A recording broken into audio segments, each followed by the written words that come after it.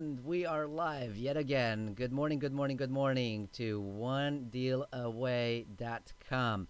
And boy, do we have an episode for you. For a while I've been talking about, at some point people are going to be afraid, and then that fear is going to turn to anger. And when that happens, you better watch out. And that is exactly what we're going to talk about today, coming up.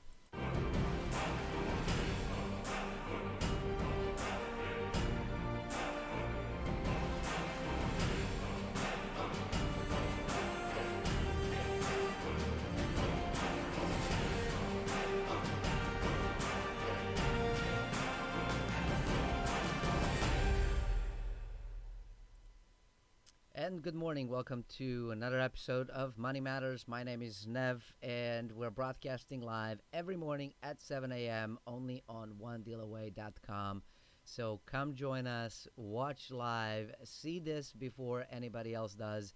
And about a month ago or so, I was talking about the whole thing that, people are very afraid, but at some point, that fear is going to turn into anger, and it started to happen, and I didn't realize what exactly would sort of trigger some of this anger, but now we know, and we are seeing this all over, all over the world. Actually, we've seen a protest happening over in Hong Kong.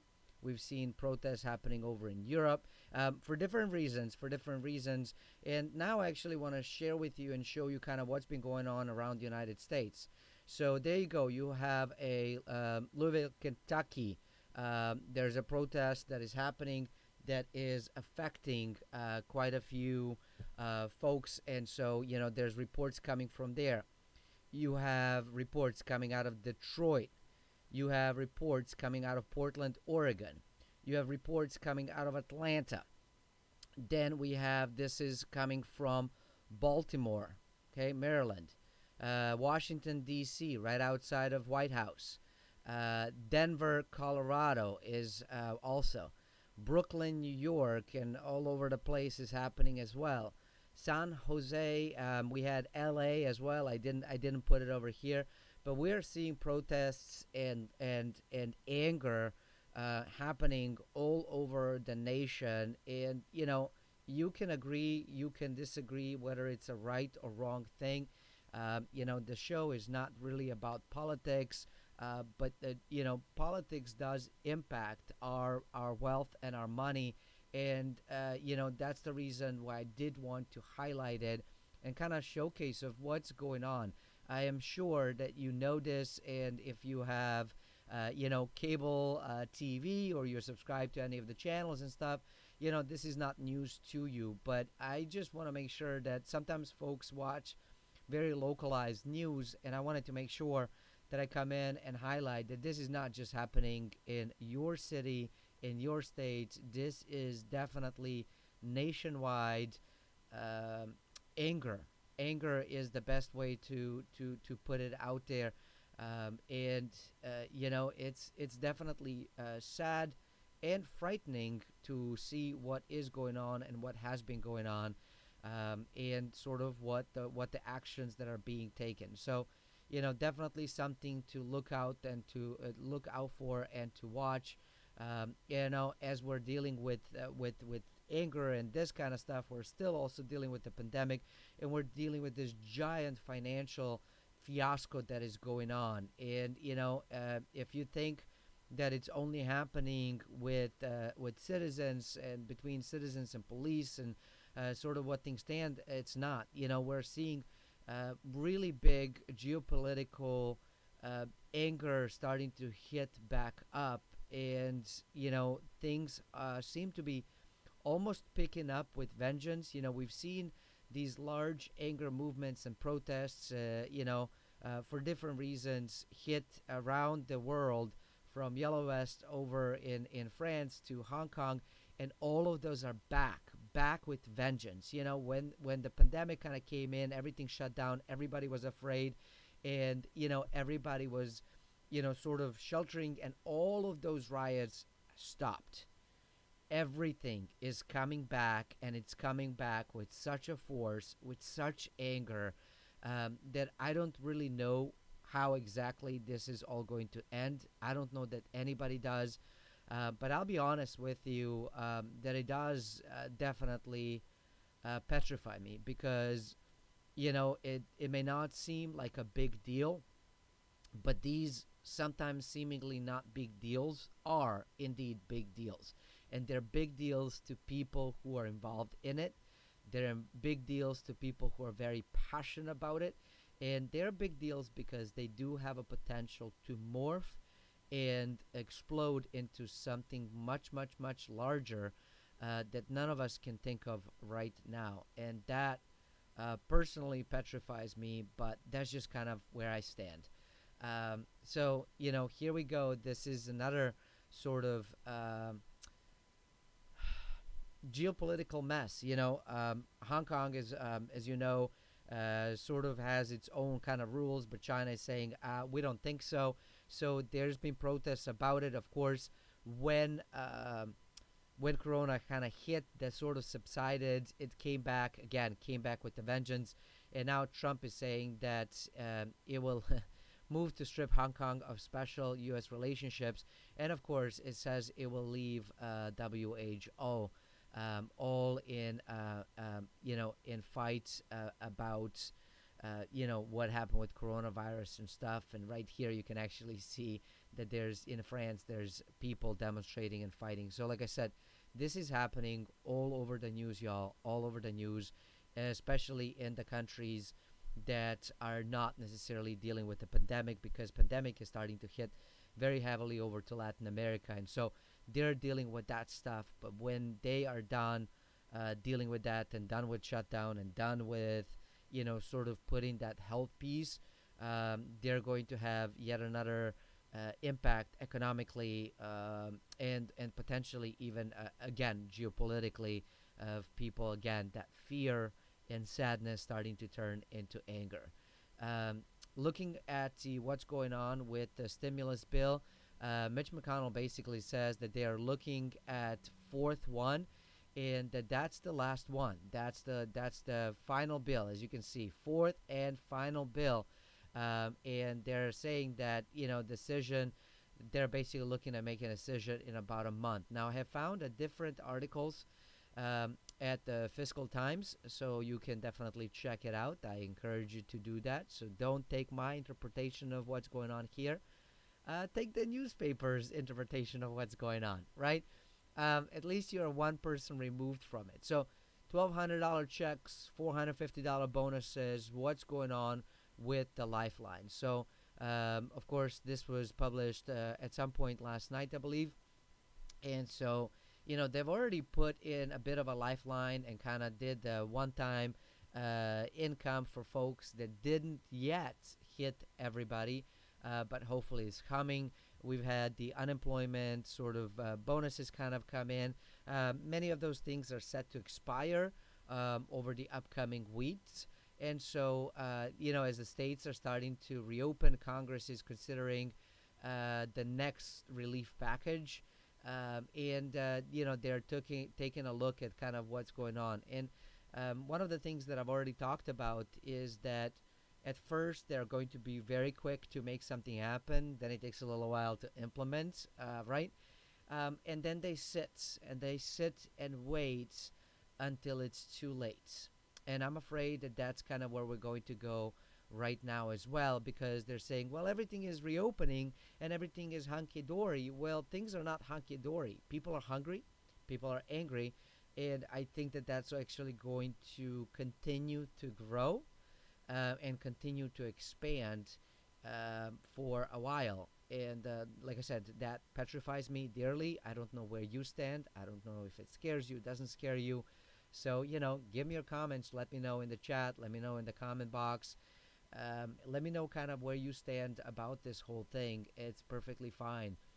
People are going to have opposing opinions, and that's okay. That's what makes, the free speech that powerful and that amazing.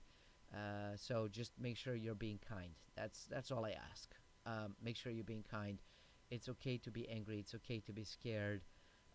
Just you know, make sure that you understand to whom or where the anger should be centered towards. Um, but anyways, they are basically saying that we've taken unprecedented steps, which they did. Mostly, it was meant to help small businesses and stuff, but I think it mostly helped large businesses, which is where I think additional anger is coming from. And they're basically saying that hey, that $1,200 check is long gone. And it is for most people. It was probably gone the moment that he hit that bank account or that he hit that mailbox.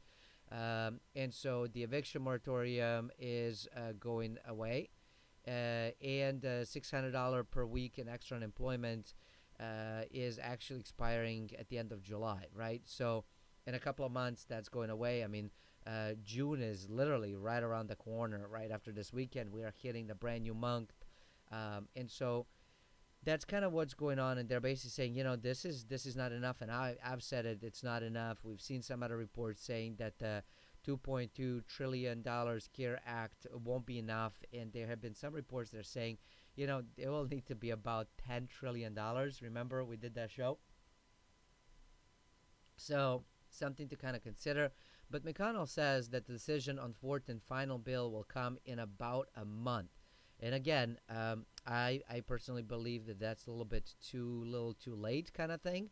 But the government tends to be always, as they say, a dollar short and a day late. So the $3 trillion package passed by the House this month has little chance of getting through the Senate, where Republican Majority Leader Mitch McConnell will acknowledging this week that another aid bill is likely, has pushed for a pause and for additional legislation to be narrow. McConnell added Friday that the next coronavirus relief bill will be the final one. So, I don't know. I don't know. We'll see kind of how it goes. It just depends on what happens. I think he is too optimistic. Again, I don't know Mr. McConnell at all. I don't know how he thinks. I don't get involved into politics at all. At all, literally speaking. But I just look at it from the economic stance of, I know he thinks it's going to be enough. I just don't know. But again, he might have a very different window that he's looking things through than I am. And so they are looking at stuff and saying, we'll maybe move forward in about a month. Okay, so we'll see kind of how that goes. But some of the kind of it's turning into the political issue. Of course, it's an election year, so everything is turning into a political issue. And unfortunately, the United States, while there are multiple parties, it's really two major parties, and everybody is still very much operating off of those two. So again, we'll see kind of what's going on. They are, going back and forth to say, how do we help people that's been hit? So, what's kind of going on? What are we seeing potentially? So, there is this thing that they're talking about, the $450 back to work bonuses seem to be gaining momentum. Quite some time ago, I talked about the challenge of the $600 a week enhanced unemployment benefit because, again, I'm not arguing that it's good or bad. You can have your own opinion about that stuff. What I'm looking at it is from the larger picture, from the business perspective, from sort of kind of what the impact this is. And so it could be really good and beneficial to a person that has lost their job. And what we're seeing is that if you fall under a certain threshold on annual basis of how much you're earning, you end up making more money not working than working. And so what we're seeing right now is that you have some of the small businesses here in Rhode Island. As you know, we broadcast live every morning at 7 a.m. Eastern Standard Time, or as I like to call it, New York time. You can call it Boston time or Providence time, and we're broadcasting live out of Providence, Rhode Island. And so we've had some movement where I don't even know what phase. There's phases to reopen. Like I said, I'm not really paying attention to that stuff. I should, but I don't. People just sort of tell me because they know that I don't watch that stuff. but they're looking to reopen restaurants, and so they can't get their employees to come back to work. They're saying, forget it, man. I make more money, sitting at home, not doing much of anything, taking classes, watching movies, doing whatever it is that people do when they're not working. I'm not coming, and I'm afraid. I don't want to interact with folks. So they're having hard time bringing their employees back. And I've already talked about that quite some time ago on the show. And so you can always go back on the YouTube channel, Money Matters, excuse me, and be able to watch that. And so now I think that they recognize it, that this sort of, is happening. There is a Senator Rob Portman, Republican of Ohio, proposing federal government provide payment of $450 a week for several weeks to people who go back to work to stop collecting unemployment. So first they paid you to be unemployed. Now they have to actually come up with a way to pay you to actually go to work. And it's super weird because you get the $600 a week enhanced payment not to work, but only $450 to work. And I think people are going to look and be like, bunk this, man. I'm not doing it. Unless this $450 go back to work bonus comes after the $600 expires. But that, again, makes an assumption that there will be jobs, and there won't. These people are not out of job out of the free will. I mean, some, sure, they might be. Some might be furloughed, and those people, those businesses are expecting that maybe something is going to pick up and they can bring them back. But if it doesn't, and they can't, there's going to be separation happening for individuals.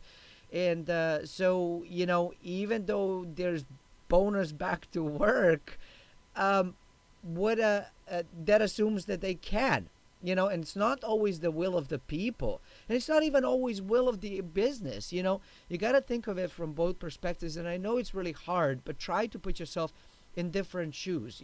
As an employee, if that $600 expires, or you have pride, or you love what you do, being unemployed, while it could be kind of cool that you're making more money not working, it's lovely maybe for a week, maybe two, but after a while, you're like, I gotta do something. I gotta be productive. Like, it gets old.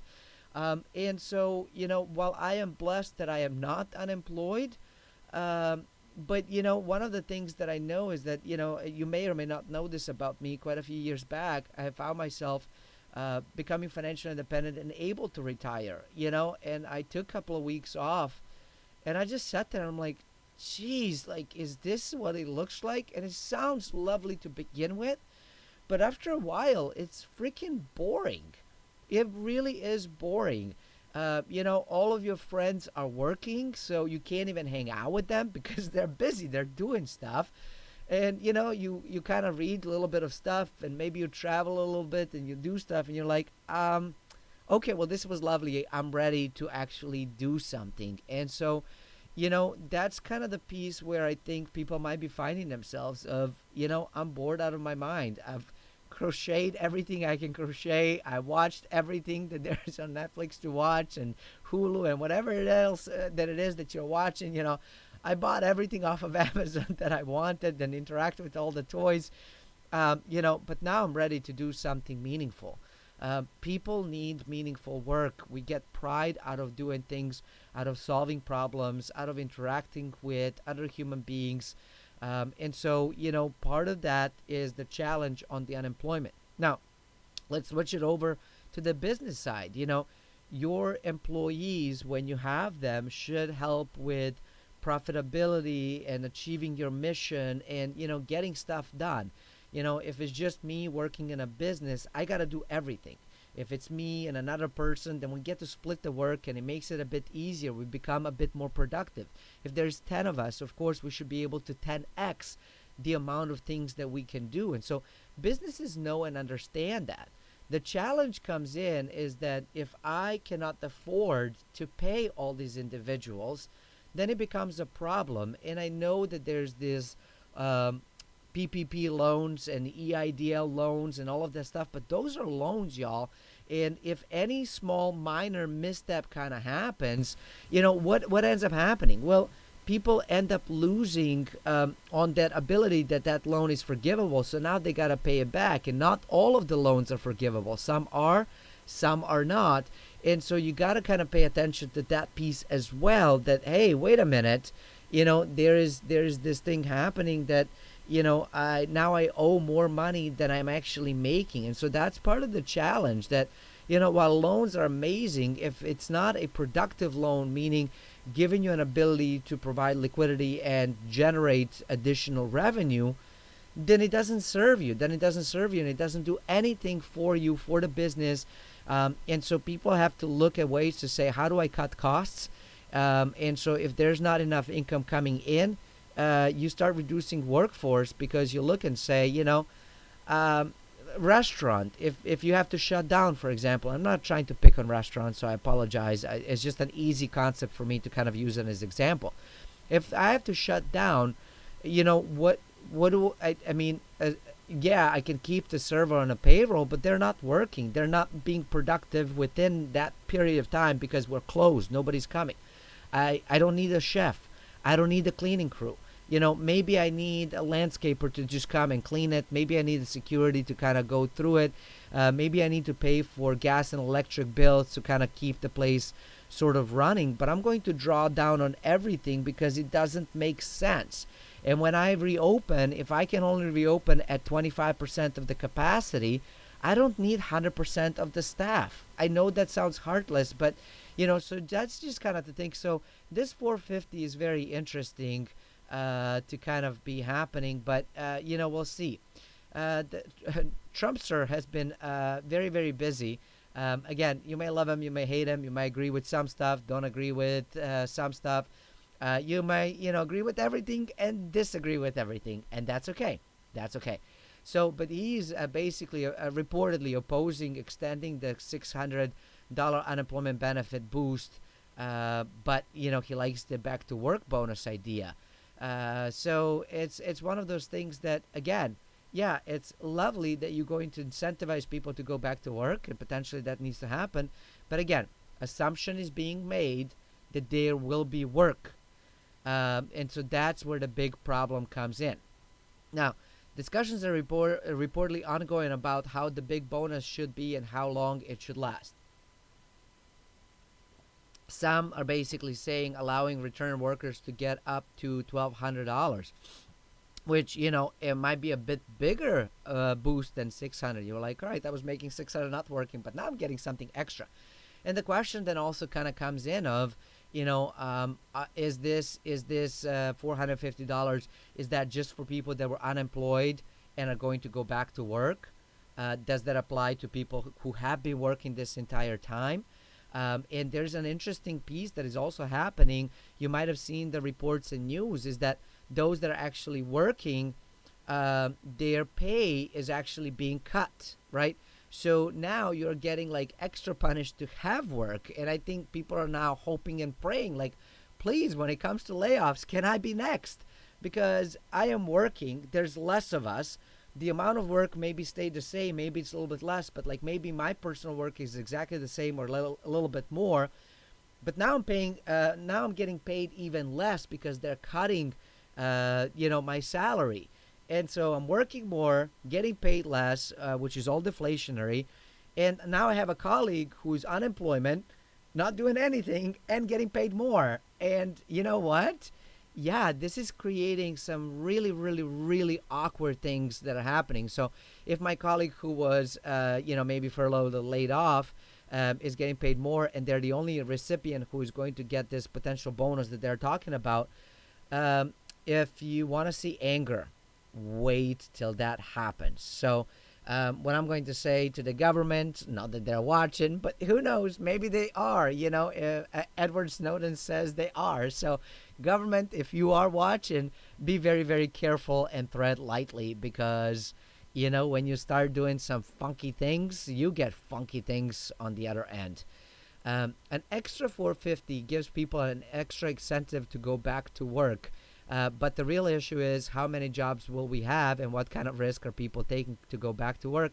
And again, assuming that jobs are coming back, we have well over 40 million people unemployed that are accounted for, and who knows how many more that we're not even counting here in the United States. So, and one of the things that they're talking about is also that if you're talking about return to work bonus and you're not also extending unemployment insurance, that's the problem. So it's definitely going to be an interesting thing, something to watch out for. And again, I don't know if it's going to be the last one. To be honest with you, I don't think a one-time thing is going to cut it. But that's just me. I could be wrong.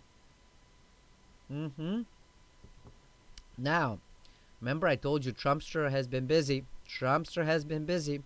He's but I guess when you're president in these times, you gotta be busy, and I think he likes being busy and being all over the place. So we'll see. Again, I don't know the guy. I don't hang out with him, so who knows? All I can do is just rely on these reports and go off of that stuff. But President Trump on Friday, so that's yesterday, vetoed a bipartisan resolution to overturn new regulation that significantly tightened access to federal student loan forgiveness. Why is it not showing? Where did it go? Where did it go? It was showing. I promise it was showing. Oh, you gotta click read more. I forgot to do that. Sorry. Apparently it changed. So the veto will allow stringent rule for students seeking loan forgiveness to take effect on July 1. The rules standards established under the Obama administration for student borrowers seeking to prove their colleges defrauded them and to have their federal loans erased. Excuse me. You gotta hydrate. You gotta hydrate. So there was this basically ruling and stuff, and you can definitely look it up for yourself. They basically said, we want to keep poor actors within the education space in check. And so if the student is saying, I've been defrauded, I've been given this piece of paper that is worthless, and I want my loans to be forgiven. So they are basically, they wanted to put in more stringent rules, and he's saying, I don't think so. I don't want to do that stuff. Now, an interesting piece to kind of keep in mind is right here. Even if some borrowers can show that they were victims of unscrupulous universities, they could be denied relief unless they can prove their earnings have been adversely affected. Well, that's going to be super easy to do now because, we're all getting cuts in our paychecks, and people getting unemployed and that kind of stuff. So if you want to read it, it's on MSN. You definitely want to take a look into this stuff. I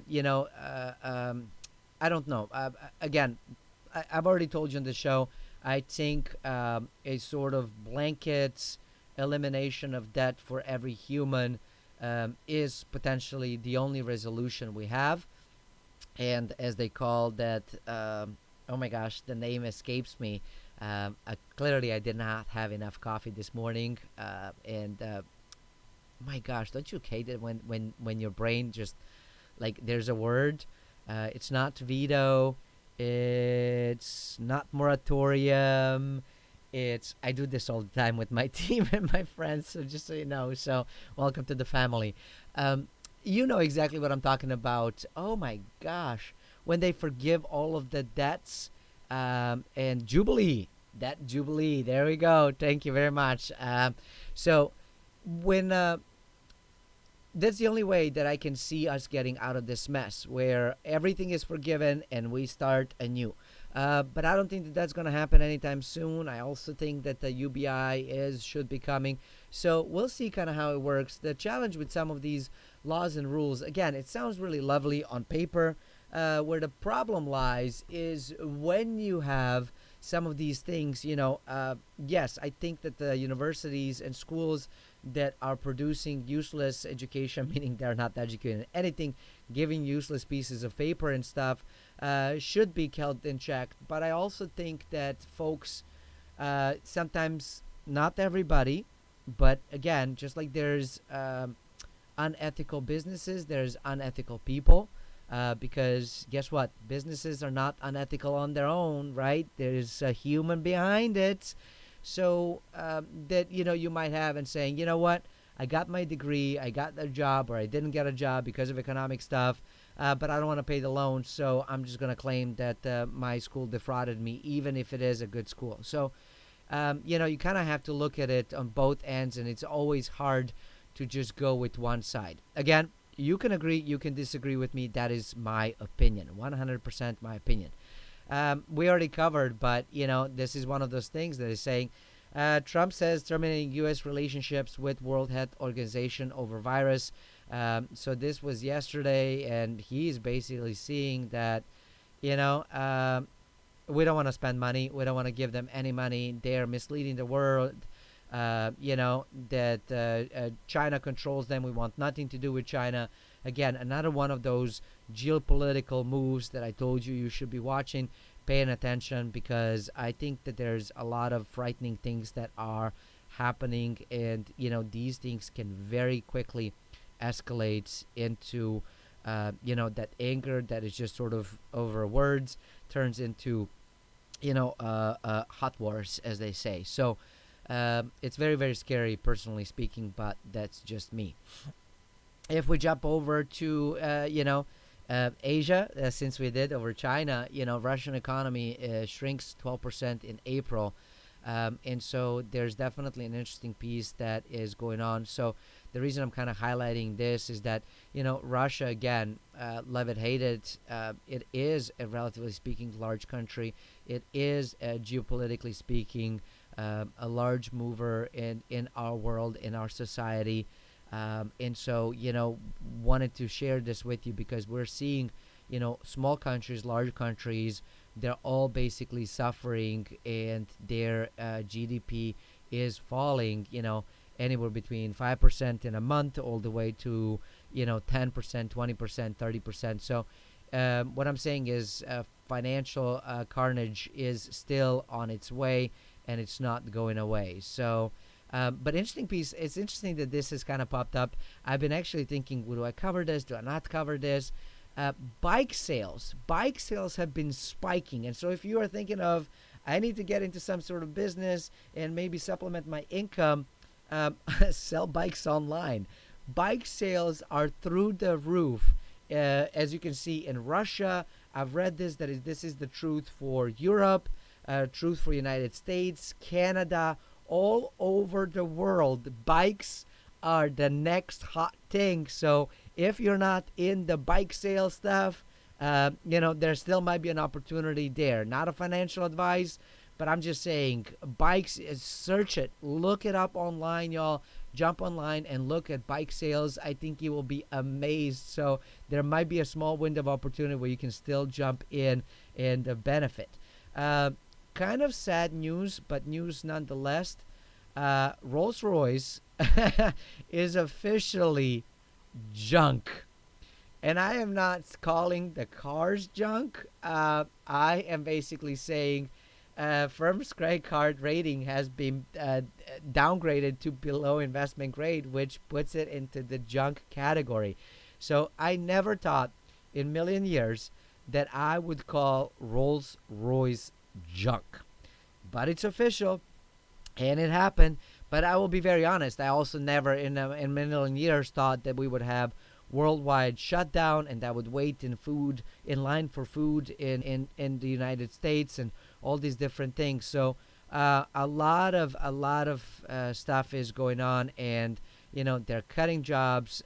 They are struggling just like everybody else, and so their stock plunged, and they're officially junk. So everybody who's always wanted to own Rolls Royce, you're like, oh my gosh, do I own a junk now? So, okay, let's finish up with some interesting stuff.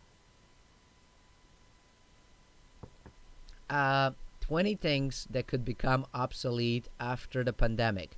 This was kind of an interesting thing from the insider. Shaking hands. Of course, that's no longer happening. Buffets are no longer happening, right? Or potentially might not happen. Free samples in grocery stores are likely going away.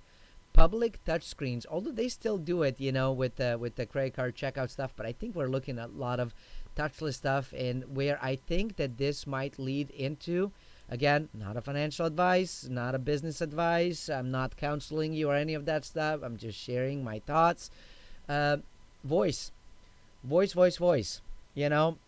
So if you are in a voice developing, this could be the cool thing to go into.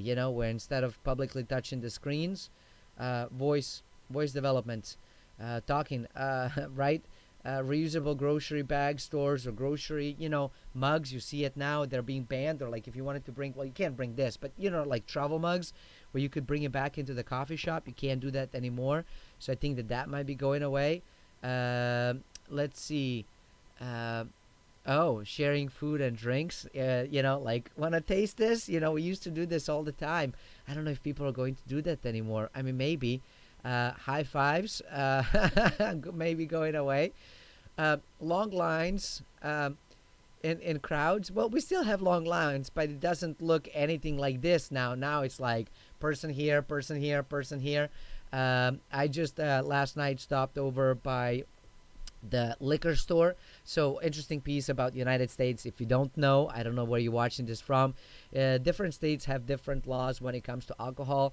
United States is very funny about certain laws and certain rules and certain beliefs. It's very, very interesting to me as somebody who came from Europe. This is not normal to me. And I've been here for well over 2 decades now, and it's still strange to me. But you have all these laws, and they depend from state to state. So in some states you can buy alcohol in a grocery store. In some states you can't. It's a specialized store.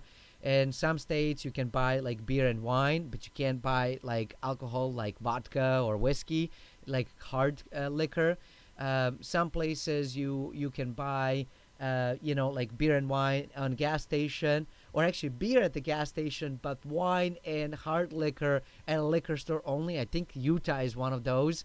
Then you have the places where there's just a specialized store, and the only thing that they sell is basically liquor, so they're called liquor stores. Rhode Island is one of those places. Then you have places where you can't buy after a certain hour, like after 6 p.m. or 10 p.m.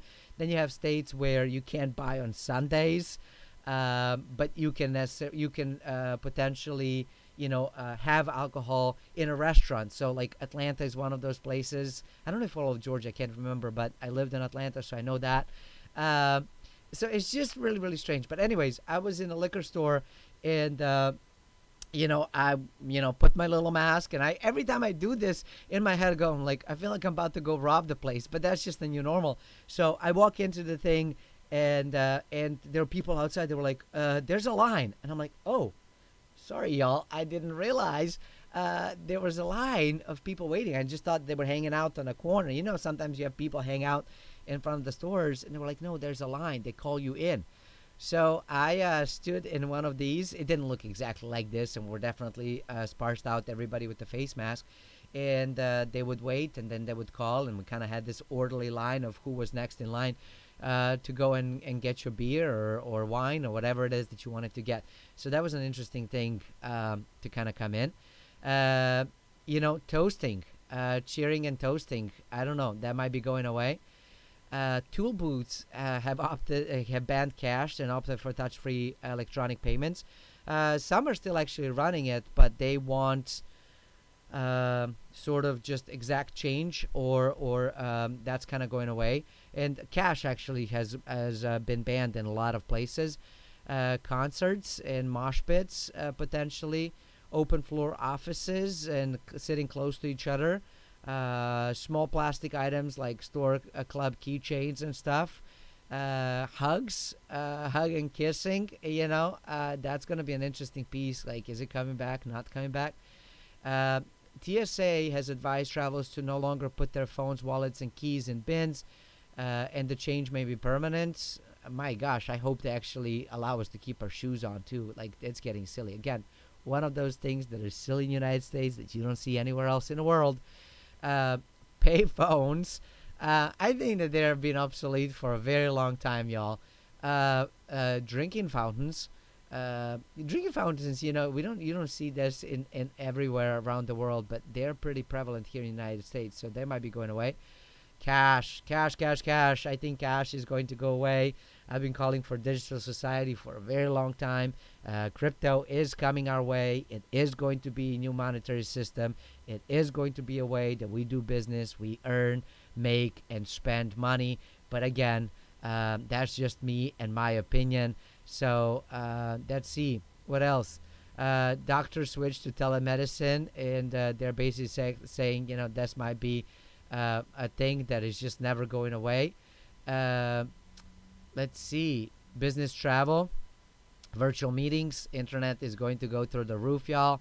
So there you go. That's an interesting piece to go in. And here we go. My favorite thing to wrap up this beautiful, absolutely gorgeous Saturday morning. If you're not here watching live on onedealaway.com, you are missing it. You are missing it. But I understand not everybody is located anywhere else, and not everybody wants to wake up early. Although I always say, early bird gets the worm. So, abandoned historic homes are now on market for as little as $1,000 right now. So take a look at this stuff. Business Insider is kind of doing this thing. Excuse me. I've been, sharing with folks that there's these things that are on the market all the time. They're amazing, amazing properties that you can get for dirt cheap. If you are interested and curious as to how to learn how to do this stuff, if you don't know how to do this, you got to learn how to research. But these could be incredibly profitable. And if you don't know how to research this stuff, I invite you to come join onedealaway.com, check out the academy, or you can just join one of the specific courses that we have if you don't want to learn everything about money and business, but you just want specific things. We definitely have courses for that that are incredibly powerful and teach you exactly how you can actually get into these deals and prevent buying like a $1 deal that actually ends up costing you hundreds of thousands of dollars. So, you definitely want to come check it out. If you come to onedealaway.com/academy, or just once you come over there, you can search for academy. You will definitely be able to find it. And when you are on onedealaway.com/live and join us for the live streams just like this, the link to academy is actually right below the stream, right below the video. So, but let's take a look. There's these beautiful mansions that, over the time they deteriorate, and you may or may not want the mansions, but just kind of take a look. And, for some people, when you take a look at this stuff, to me, when I look at this, I see beauty. Some other people will look at it and they're like, oh my gosh, no, absolutely not, But one person's trash is another person's treasure, This is very easily fixable. Little bit of cleaning, little bit of paint, little bit of patch, and you can have a beautiful, beautiful place. It looks very scary right now, but all of these things are easily fixed. These are easily fixed things, and so this is a home that is looking for new owners. Again, you can look at the stuff. I promise you guys. I promise you. Let's see if we can zoom in just a little bit, so maybe you can take a look at these pictures a bit better. All of this is easily fixed.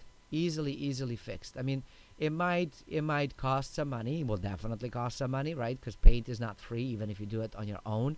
And if you hire folks to come help you, you're going to need to pay them. But it's fixable. And so this house is being currently on the market for $32,000. Personally, I don't know all the other things about it. This is an amazing deal. An amazing, amazing deal. If you can get this thing for 32 grand, amazing deal. I mean, there's other things you have to check. You got to do research. This is not financial advice. I'm not saying go buy. I'm saying it's worthwhile the effort to learn more about it, do the research, and find out about it. According to the home listing, needs repairs include part of the roof, electrical, plumbing, HVAC system, removal of recent wood paneling and ceiling tiles, repair and replacement of damaged plaster, and some structural repairs. So out of this stuff, this is probably going to cost you the most money. The next costliest thing, depending on what needs to happen with electrical, could be the thing. The home, which covers 1,968 square feet and sent 1.7 acres of land, also needs some masonry work, new bathroom, and a kitchen. But it could be, and this is North Carolina.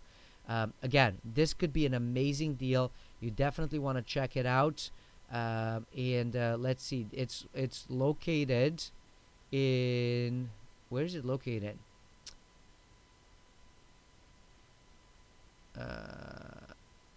It doesn't say. Does it say? It doesn't say. All right. Well, it's in North Carolina, so you can look it up.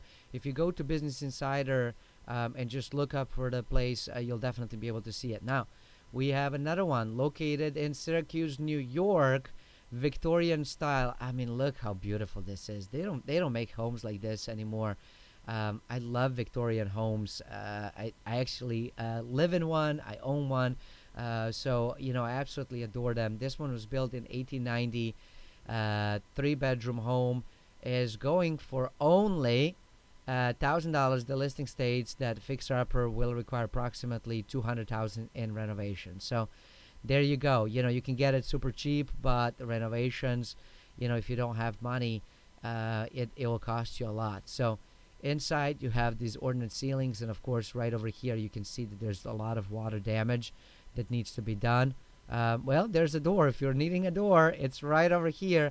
Oh, plaster walls. Those are kind of pain in the butt to fix and patch, but they are fixable, patchable, and of course you can just pull them out and put the drywall as well if you want to. It looks like the floor looks really nice. You can easily refinish that stuff. That's easy piece to be done. House has 2 floors, over 2,000 square feet. So you have small bedroom, formal dining room, living room, parlor with plaster ceilings, and entry parlor. So it's definitely, I mean, that's just beautiful. And if you can restore it, oh my gosh. But here's the thing, like if you can actually restore this home, I know it's being sold for $1,000. So if you're interested, there you go. It's in Syracuse, New York. So sold for $1,000. It will cost you $200,000 to restore it. If you can bring this thing to its glory days and the market doesn't completely like super tank like 80% and stuff, you can easily, depending also on the location, so pay attention to that, you could easily get like 2-3 times more value in the home once it's done and over with. So just when you're valuing these deals, you want to know what is the after repair value, so also known as ARV. So you can see that there's repair. Look at that ceiling. Oh my gosh, how beautiful is that? So some parts of the home are in worse shape than others. Yeah, well, the bathroom. Yeah, you're gonna have to fix it. Okay, here we go. One last home and we're done. Danville, Virginia, Queen Anne Victorian home. Look at this thing. Beautiful, beautiful, beautiful. So built in 1890. Considered one of the Old West End's most architecturally significant houses, the home is now in serious need of rehabilitation back on its former grandeur. So it was owned by multiple owners and families up until 1984. And since then it's remained empty, and when it's empty things fall into disrepair and then fall into the repair. So it has an outdoor space, and let's see if we can, it's listed for 46,000. Let's take a look at what it looks like right now. It looks like it might need some work for sure. Here you go. You even have the address. If you're watching this, better go check it out. Let's take a look at what it looks like. Oh yeah, this puppy definitely needs quite a bit of work, but everything has an opportunity. So wow, 6,000 square foot lot. Yeah, so there you go. So if you want to check this out, it's absolutely beautiful, absolutely gorgeous. So I am, super grateful that I was able to find this. If you are anything like me, I love real estate. I geek out about this stuff. Um, I love real estate in any way, shape, or form that you can find. And if it can be profitable, I love it 10 times more. But I do enjoy beautiful architecture, and some of these historic homes are just absolutely gorgeous, but they're pain in the rear if you want to restore it to the old glory. So, getting some of that hardware that is period specific, good luck. That's all I'm gonna say. That's all I'm gonna say as somebody who works with that stuff every so often. Good luck with it. But I love the fact that you can marry the old school stuff with the new sort of aged living things. So, anyways, that's it. You learned a lot about me. Hopefully, you've enjoyed this stuff. If you have missed the show, replay is on YouTube. So make sure you subscribe on YouTube. Give us thumbs up. Share with the family, friends, acquaintances. Help us out. And join us live tomorrow. OneDealAway.com, 7 a.m. We're going to go live, and we're going to be discussing all kinds of new things that are happening that can help you in your money, your wealth, your business. Thank you for watching. Until next time, stay forever money blessed. And do remember, you are only one deal away. Bye, y'all.